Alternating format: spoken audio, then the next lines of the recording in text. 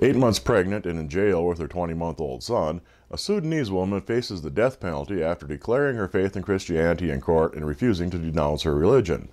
In addition to the apostasy charge, Miriam Yeha Ibrahim, 27, who was also a doctor, was charged with adultery last year because she had married Daniel Wani, a Sudanese Christian who has citizenship in the United States in 2012. Roman Catholic Auxiliary Bishop Daniel Adwok of Khartoum said that he thought the sentence was unconstitutional given a 2005 law that allowed for freedom of religion in Sudan.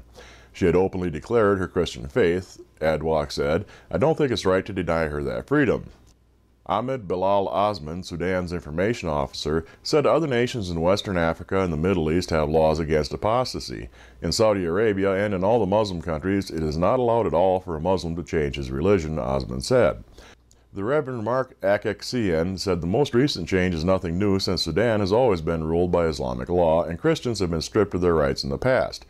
Meanwhile, Christian Solidarity Worldwide, a nonprofit that works for religious freedom, has called for Ibrahim's release and charges against her to be dropped. Amnesty International said apostasy and adultery should not be considered crimes. "This is very disturbing," Adwok said about the case. Nearly 50 years after Srila Prabhupada journeyed from India to America to bring the new teachings of Krishna to a generation, Hare Krishnas have moved out of the airports into the streets and into the office cubicles. On the surface, estimated the religion's North American membership of 100,000 does not seem that impressive, but that number undervalues the overall picture of people in America who now embrace one or more of the Hare Krishna's practices.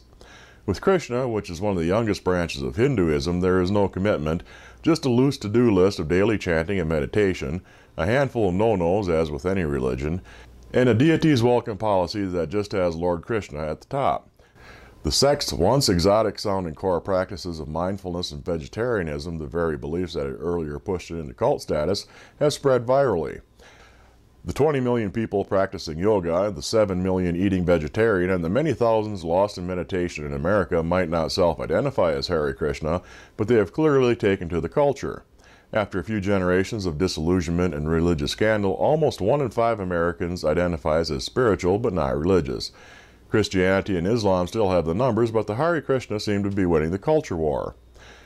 When asked about this, Douglas Atkin, marketing expert and author of the book The Culting of Brands, Turn Your Customers into True Believers, said, "Every single religion started out as a cult."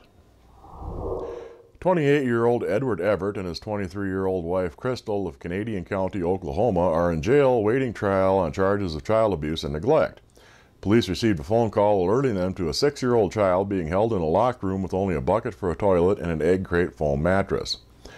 When officers arrived at the house, they found the situation as described and learned that the child's parents were feeding him only once per day and were routinely beating him because they believed that he was possessed by demons.